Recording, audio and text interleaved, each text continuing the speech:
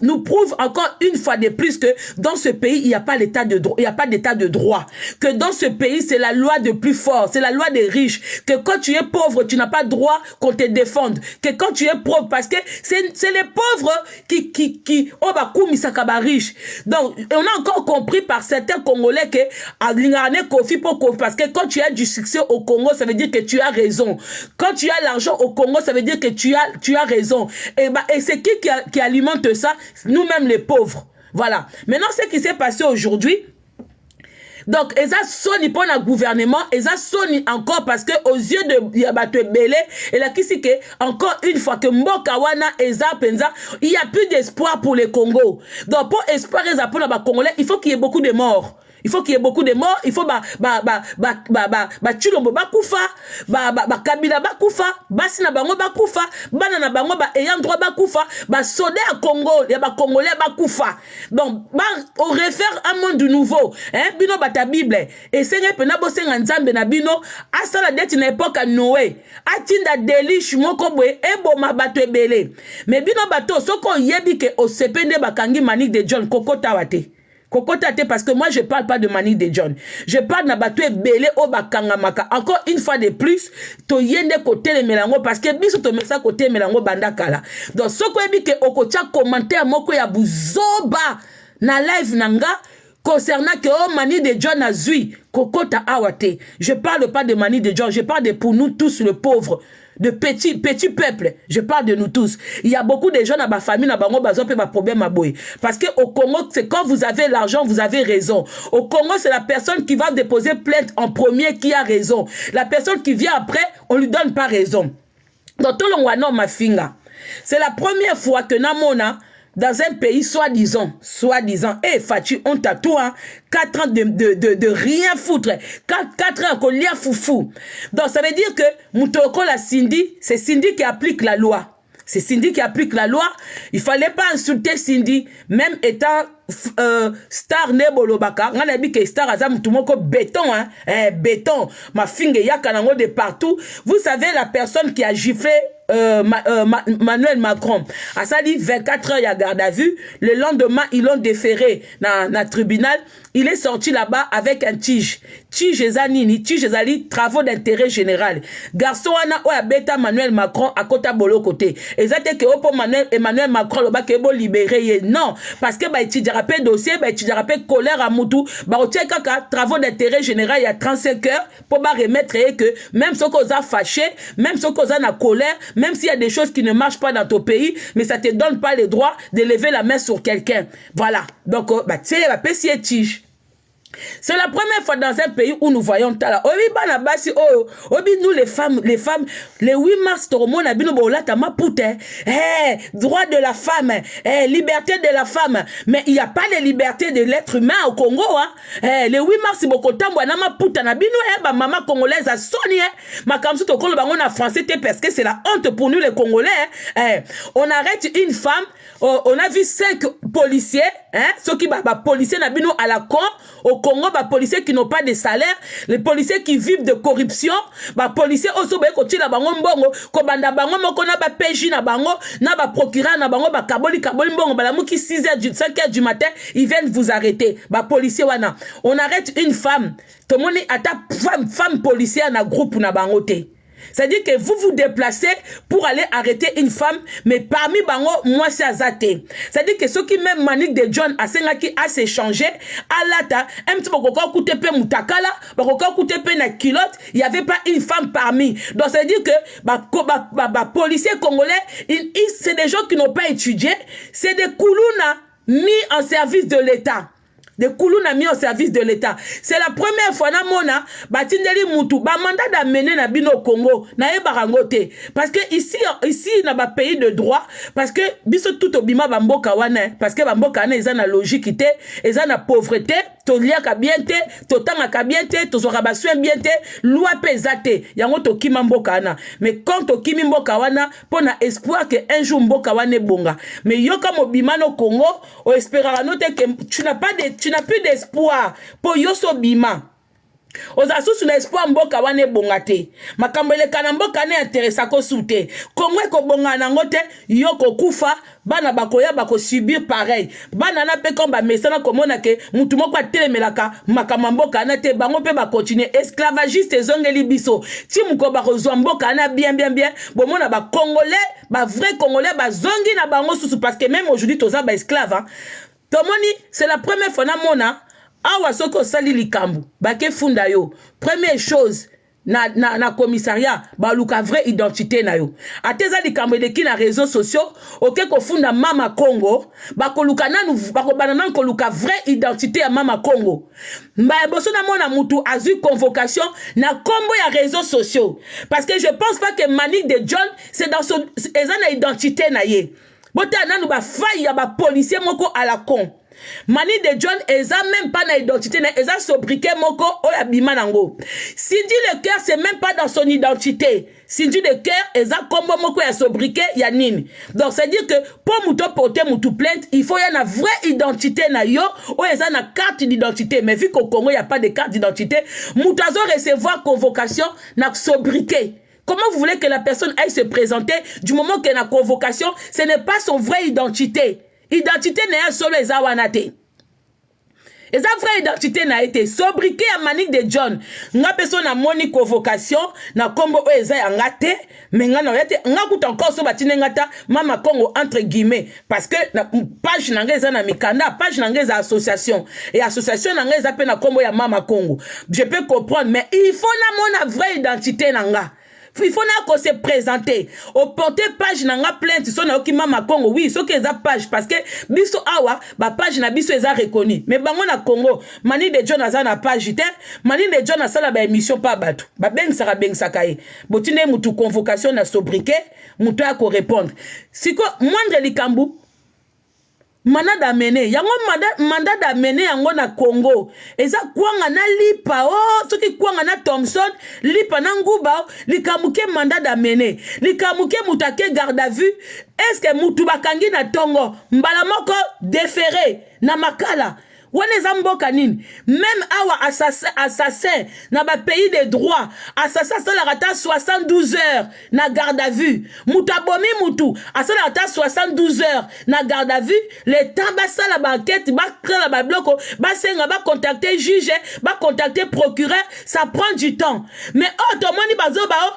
Manick de John ba interpeller na tongo et ça s'est mal passé. Ça s'est mal passé avec des insultes. Les agents de l'État, au bazar censé représenter la loi, bazo kangamutu, bazo ngabati na coffre, bazo ba injure, bazo bana yo, ozo finga bato ba leki yo na ba leki yo. C'est-à-dire que agent de l'État nanu na état na bango ba dénigrer déjà la personne. C'est-à-dire que Moussala déjà et ça m'a bien été parce que bazo ya déjà na ba préjugé, ba agent de l'État wana agent de ceux qui de justice na bino bazo ya ba déjà fanatique ya Cindy, bazo déjà fanatique ya Kofi. Donc tant bazo dénigrer d'abord la personne de Manick de John que ozo finga batu baleki yo botia na coffre imbécile moko kuta finge masokwa tata na yo agent o ngana loba ezali wane boladi ba vidéo hein bon bloquer lenga mutuma ozo ba je parle beaucoup ya yo moko au contraire moi j'étais invité ngana fongoli live je t'ai dit de venir ici bozanga mona bloqué pour na mona emsu bolimbisie wapiye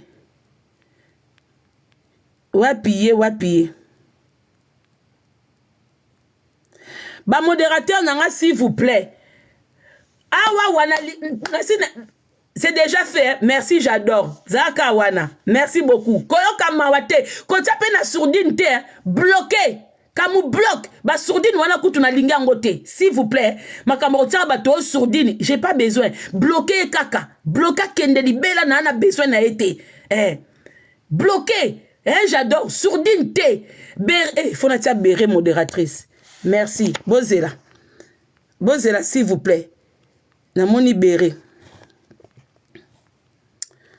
Béro Kiminga Sundeni Béré s'il te plaît tu peux écrire quelque chose. Leader, s'il te plaît, écris même un petit coucou, s'il te plaît. Excusez-moi, hein, la famille, 1 minute. Voilà. Normalement, il faut ajouter. Voilà. Confirmer. Ok. Béré, toi-même, tu sais, hein, sans pitié, comme j'adore, comme on bloque. Pas de sourdine. Bon, la famille. Moi, j'ai même plus besoin de coller Sabino ba vidéo wana parce que vous tous vous avez vu. Donc, ce qui veut dire que dans moment wana, Tomoni Cindy Azokota n'a parqué comme une reine, comme une reine. Donc, c'est elle qui donne des ordres. Elle a envoyé des gens aller m'arrêter la manique de John. Allez m'arrêter. C'est la première fois na mona keba kangamutu suite à y a conversation privée. Na Congo bakangaka batu suite à ba conversation privée. Bon convoquer mutu une fois il faut convoquer une deuxième fois. Même ceux qui vont salir descendre pour aller chercher la personne chez elle. Mais ça devait pas se passer comme ça. Hein? Normalement, il faut police de police. Ba arrêter ba koulou na wana. Oh, ils se sont fait passer pour des gens. Tozana mboka moko oh ba policier bazanga salaire. Baliaka na mitwa batu, baliaka na mbonga lokoso, c'est so bazaba tout le monde corrompu, Kofia ya teli bango $500 na mesa, bakaboli $10. En tout cas na Congo so za moi sa soda yoka soni. So za mwana soda yoka soni. Ozo mbonga wenze oeza na ba petit coupure. Bambongo msu e finana, bambongo susu la mafuta, misusu ya makala, misusu ya fufu. Ça dit que mobali no kanga batu partout. Hein, mibali na bino ba mibali moko sans valeur. Ba mibali moko oyo ba longola bango dignité nyoso. Ba tikila bango ka population boluka ba salaire na bino. Un agent de l'État azana nous déjà complexé ya Kofi. Complexé à Cindy. Ozo ke kanga mutu, ozo banaeke, ozo finga mutu aleki yo. Donc ça veut dire que ceux qui aleki bamba leki mani de John, mais ba policier oh baleki na bino, bon ba tout le monde boza sans salaire, vous gagnez combien? 3000 francs.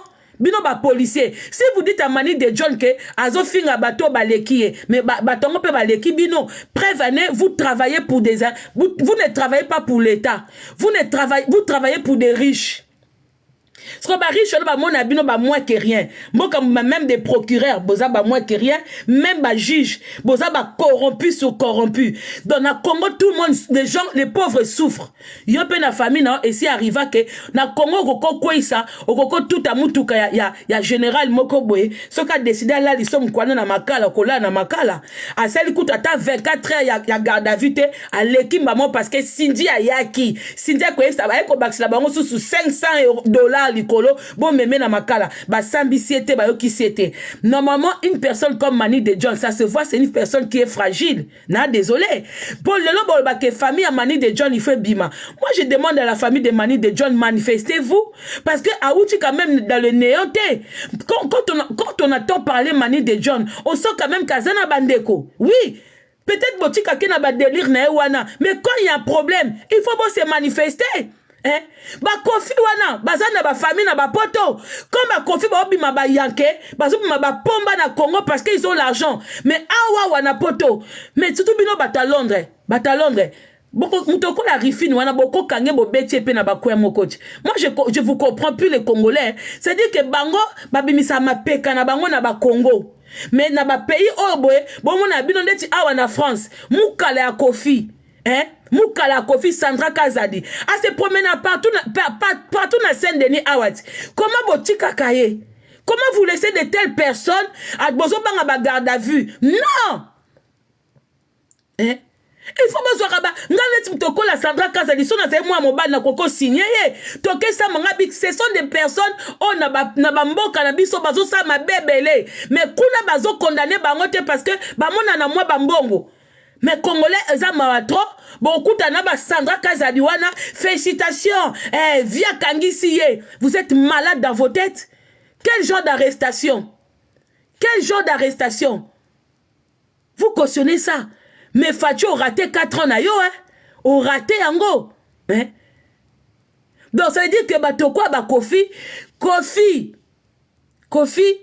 qui sinjora, a finga jibe. Nana bimisa na makala c'est Kofi non si on a tourné on donc kangisi Manique de John kasi ba fali bo ke bimisa Manique de John allez-y Parce que tout le monde a su Moutabimise Kounate. Et puis bon, le bâtiment que Azui. Parce qu'au Congo, tout le monde insulte. Et vous qui regardez les gens, vous aimez aussi les insultes. Parce que preuve, ne soyez pas hypocrite, hein. Parce que comme une manie de John Bosepe là. Binonyo sur ma vidéo, wana, ma vidéo est en molaka.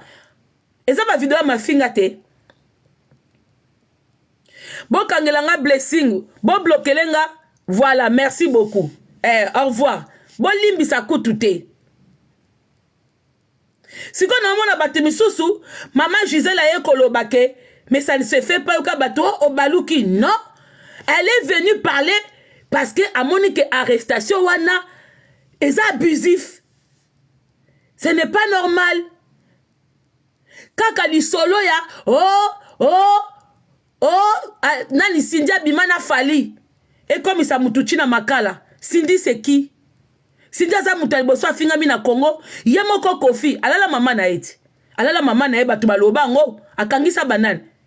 Akangisa banane. Alala na mama na e, ifaka banane ko kangisa papa na e mutabimisa lisolo ke Kofi alala mama na e. Kofi alala bana ya bandeko na e. Alala mwana ya frère na za na Belgique. Alala na ba rifini wana bomona ka ti bomona rifini wana kote la Kofi parce que ayoka déjà bilenga Kofi. Ti bomona ka azo finga balia azo a telemela basi nyoso tu. Kofi aza modèle te ke o batu soka kangisi manike bolobake o azad anini bwe. Bwebi combien de batu baza entourage ya Kofi o ba finga abatu. Bwebi combien de bateaux baza ba entourage ya ba mission o ba finga abatu. Mais ils utilisent ka ba kroni mama na ba kroni papa wana. Ba utilisent ka faiblesse na bango. Pona ko tina bango tu tina bango ba sale boulot. 2 francs, 20 dollars fingelanga mutube. Et tous ils sont complices. S'il faut arrêter quelqu'un, il faut arrêter tous les leaders. Il y a musique, il faut arrêter. Il faut arrêter aussi les Fachi. Parce que Fachi Atika Batoyo, il y a Nini, comment ça s'appelle? Il y a Parlement debout. Ba finga kabatu. So boke na Parlement debout, on en a limité. Tous les jours, ba tu ba finga maka. Tous les jours, les gens se font insulter. Donc s'il faut arrêter quelqu'un au Congo parce que injure, bavure, il faut arrêter tout le monde. Nabino bato boto la rabiso, il faut pas quoi arrêter bino. Parce que ba live vino surtout ezaka mafinga, bozakata les belé. Vous appréciez ça. Cindy c'est qui? Cindy c'est qui? Confiance lui Cindy vierge. Cindy a sauté Bible, oh elle catholique, alors parce que quand elle est partie chez Kofi, si elle était vierge. Alors bango, oh ali akutu bazwe vierge te. Moi sini nango oh Kofi azwa vierge.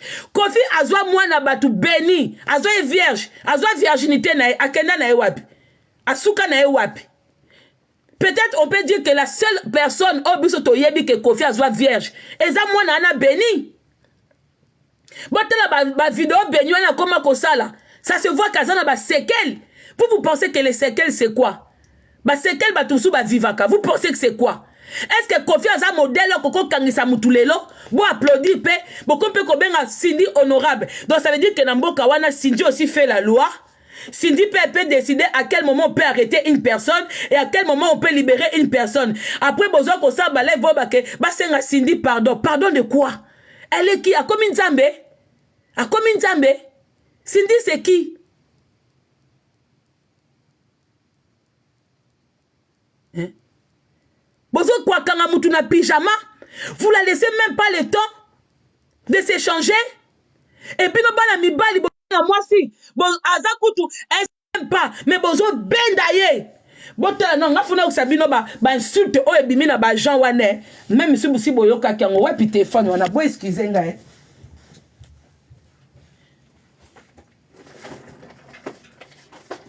Bo excusez nga.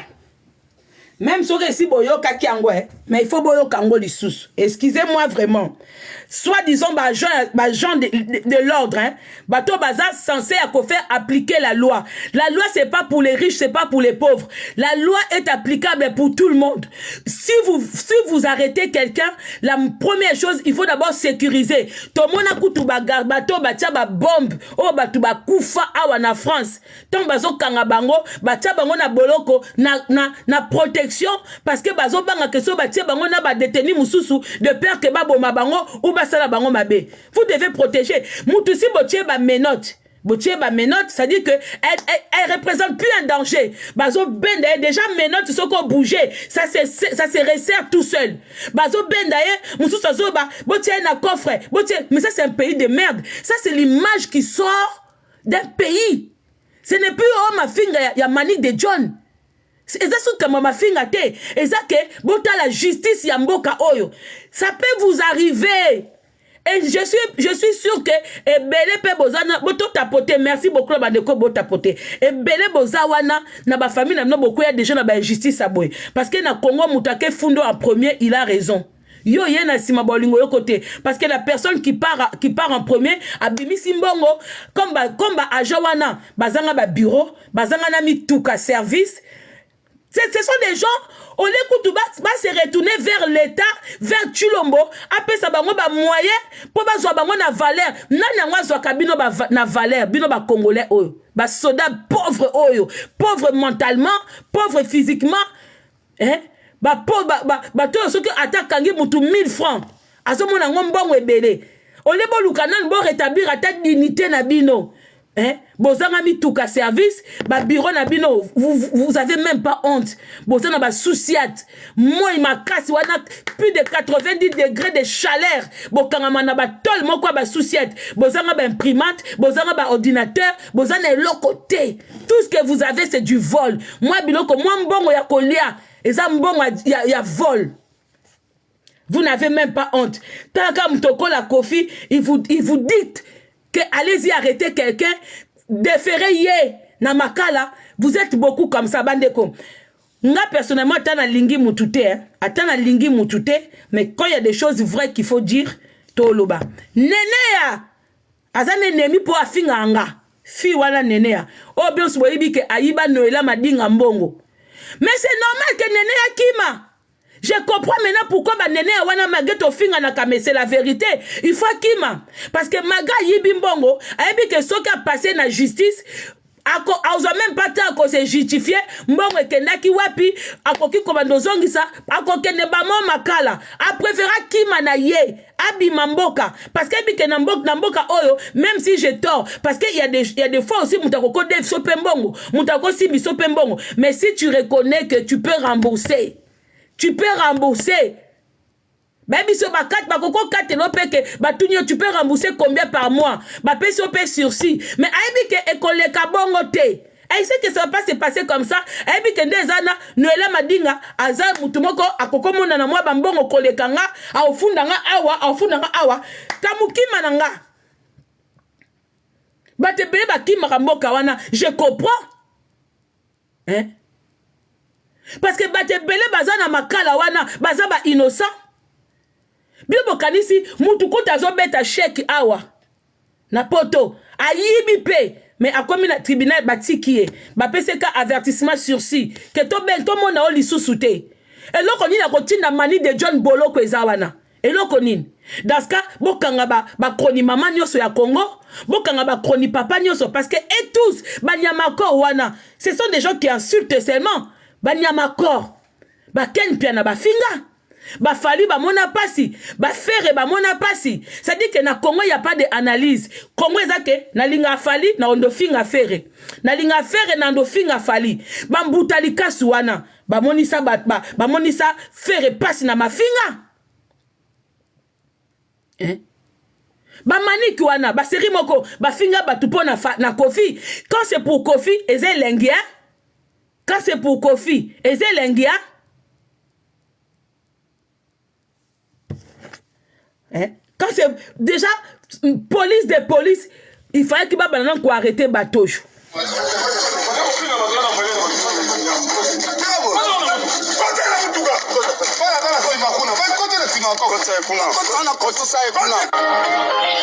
Donc, quand tu sais un coffre, kuna, quand tu es un coffre, mais on dit que séquestration, agent à police, azo kangayo, azo filmé, azo baba contient un coffre. Déjà, est-ce qu'on lui a cité ses droits? On lui a dit ses droits? batangela ke ba droit na oyebi ke na poto soki mbila eko kangao eloko aliboso ata soki oza placé en garde à vue ils doivent d'abord te dire que vous êtes placé en garde à vue, vous avez le droit d'appeler un avocat, vous avez des droits soki oza nzoto bien te nini te akobenga médecin soki nyonso tu wana ça n'a pas été dit oza libre tout de suite oza libre pour vous dire que pays eza qui franchement, je comprends. Au moni bino bato bokenda Congo, o baka Congo mbokelengi, nan besoin mbate à Congo te. Oh nous sommes baka Congo mbokelenge, non besoin mbate à Congo te. Moi na moi si. Et puis si on continue la vidéo, bon mon agent de police moko, a bana ma sokwa tata nao. Na bande babi na o finga bato ba lekio. Ça dit qu'ils ont déjà reçu l'argent de Cindy. Cindy a qui dans ce pays? Cindy azanani. Cindy, yango obi ke pauvre za mutu moko akokozwa te na vie hein. Tango zaki na masina eza injure te. Masina ça veut dire que là où tu habitais avant, poto finga to bakaka mwana malekwa, mwana boy, eza façon otoloba entre biso. Parce que quand tu étais tout au fond kuna ya masina, Cindy t'avais pas cet orgueil là. Yango bato bazwaka te na vie, il faut ka botika kozwa te. Ozo traité muninga moi si bongo pa lobi ke Kofi nani fallait alala yo. Il y a quoi de mal? Fallait azanani a démon. Cindy, tala penza vidéo na yo na fali à l'époque. Tala yo ndengo zalaki. Ndengo teme peme na ya fali bongo. Yo peno ko ka résister ce qu'il fallait te ko moi chweke. Ah, Cindy nini boyeko, confiance doyo, mais quand ce qu'on a boudé fali, avant fali pas zo viergité, la qui s'abisso c'est comme au bal à dépuceler yo. Montre biso la personne qui t'a déviergé, qui t'a dépucelé. La qui s'abisso tota so ka le qui fali. Un soit député, un soit ministre. Potom di mayo ke et ça lui passe pour na fali. La qui s'abisso mo bal à lala yo. Même na quartier na bino na masina kuna, la qui s'abisso mo bal à lala yo avant parce que ni fali ni Kofi ni mutunyo surtout bakuta o viergité chinengo zaki mukie bongo ozaide ya kotoboka siko po osilika po na fali la kisabiso mobali wa lala yo devoir to pesi yo la kisabiso mobali yo parce que ce qui fallait à niveau ko lala ote akokipe ko lala ko jamais bimisi la biso ex na yo bo futa mutumbongo te oh bofuta mutu moko mbongo ya la kisa biso to sengi na bana masina oyo to boyebi Cindy ata na kuzu bobimisa photo ata na kuzu botinda na TikTok botinda na YouTube botinda na ba page la mama ba les news des stars ba Congo matière botinda bobimisa biso mobali oyo o bino boyebi na quartier alala Cindy to comparer to comprendre ce qui a kokai ko zwa mutema pasi